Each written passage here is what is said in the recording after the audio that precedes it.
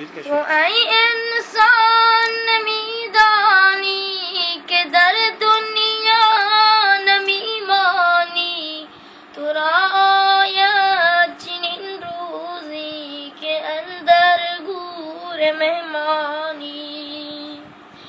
کجا شد آدم و حوا، کجا شد نوح کشتیبان، که وقتی بود در طوفان خدایش بود پشتیبان.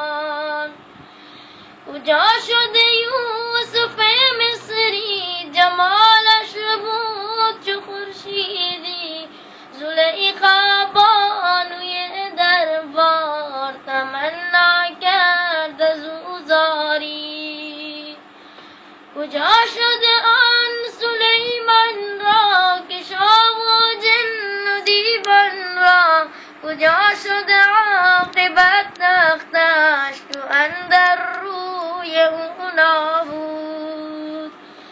کجا شد حضرت موسی، خدا داد معجزش عصا، بسا جنگید با فرعون که غرقش کرد در دریا.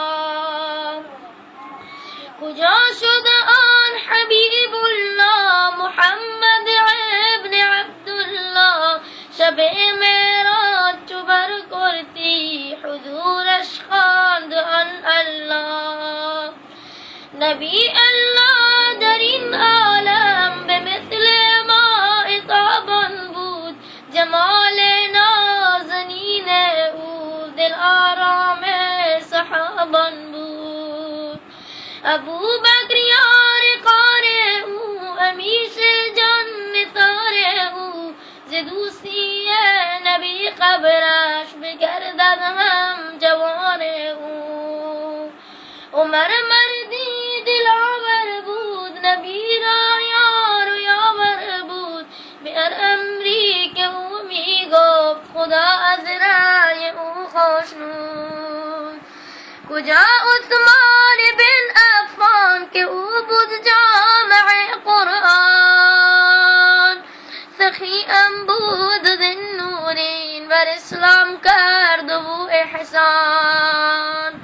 علی داماد پیغمبر که بود شیر خدا حیدر، علی مرد شجاعت بود مسلط بود و بر هر در. همه جون رفتگان رفتند، همه بار سفر بستند، بدیدم یک به یک دوستان از این دنیا کجا رفتند. به مثل یک مسافر باش زمین و صبح پناهگاهی، به قبرستان گذر بنما به گورستان نظرگاهی. ببین چندین هزاران را بسا با چشم خود دیدی، از آن پیر و جوانان را بسا در رنجها دیدی. بسا چون رنجها بردند ولی چون رود آخر شد، همه یکسان خوابیدند در آن رودی که آخر شد. تمام افسوس فراموشی که آب مرگ می نوشی، از این ناز و از این نعمت تو آخر یک کفن پوشی، از این